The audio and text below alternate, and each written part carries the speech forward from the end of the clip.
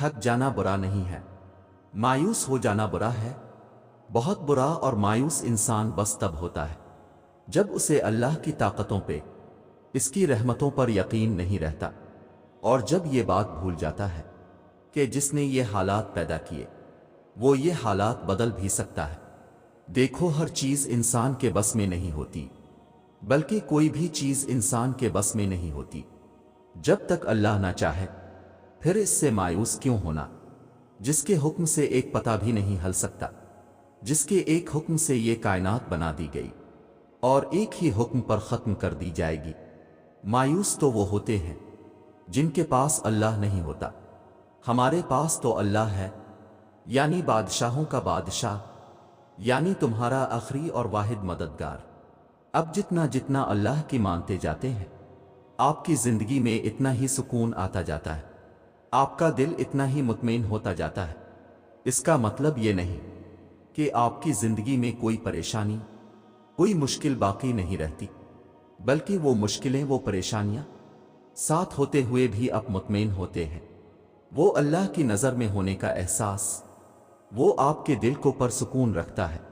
باہر کے ماحول، مشکلیں اور آزمائشیں بھی اس دل کے سکون کو نہیں چھین سکتی، اور یہ نصیب ہو جانا بڑی نعمت ہے۔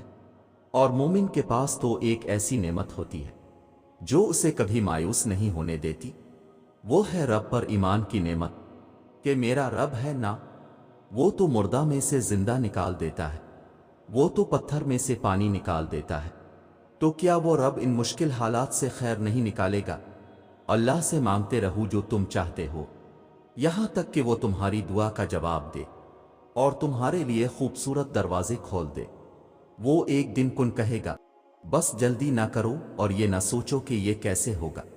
فکر کرنے میں اپنی توانائی ضائع نہ کرو، اپنے تقوی اور توکل کو مضبوط رکھو۔ اللہ تعالیٰ پر توکل مضبوط ہو تو کوئی کام ناممکن نہیں، اور جب اللہ پاک کن کے دیتے ہیں تو کائنات کا ہر ذرہ آپ کے لیے وسیلہ بن جاتا ہے۔ انسان کے بس میں کچھ بھی نہیں ہوا کرتا سوائے کہ وہ اپنا کام بخوبی انجام دے کر اپنا معاملہ خلوص دل سے اللہ کے سپرد کر دے، اور بے شک اللہ کے ہاتھ میں سب کچھ ہے۔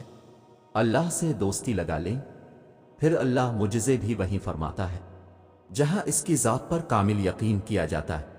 پتہ ہے ہمیں اللہ کیوں کہتا ہے کہ مجھ سے مانگو؟ کیونکہ ایک تو اس کو ہمارا مانگنا اچھا لگتا ہے، اور دوسری وجہ یہ ہے کہ وہ جانتا ہے کہ ہمارے پاس کوئی نہیں ہے جس سے ہم مدد مانگیں یا جس کو اپنی مشکلات بتائیں۔ وہ جانتا ہے ہمیں اس کی کتنی ضرورت ہے اور ہم کتنے بے بس ہیں۔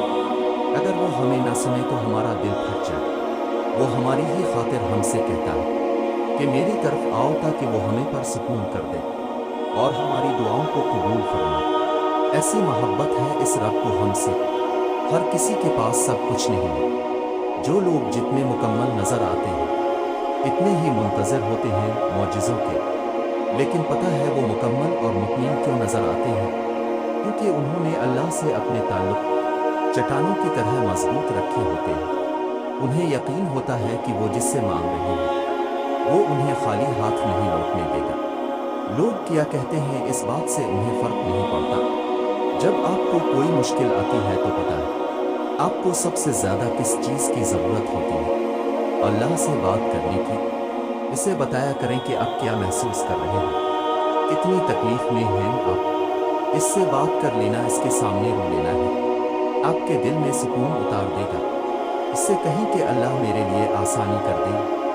دعا کریں، اس سے کہیں کہ میں آپ سے دور نہیں ہونا چاہتا، بس آپ کا ساتھ ہونا ہی میرے لیے کافی ہے۔ اکثر ہم دیکھتے ہیں کہ ہمارے سامنے والوں کی دعائیں قبول ہو رہی ہیں، ان پہ عنایتیں کی جا رہی ہیں، اور ہمیں ایک جواب تک نہیں آ رہا۔ مایوسی ہوتی ہے نا کہ ہم بھی تو اتنی ہی دعائیں مانگ رہے ہیں، دل میں طرح طرح کے خیال آتے ہیں۔ شاید اللہ تعالیٰ کو ہم سے محبت ہی نہیں، اللہ تعالیٰ ہمیں دینا ہی نہیں چاہ رہے، یا شاید ہماری دعا ہی نہیں پہنچ رہی۔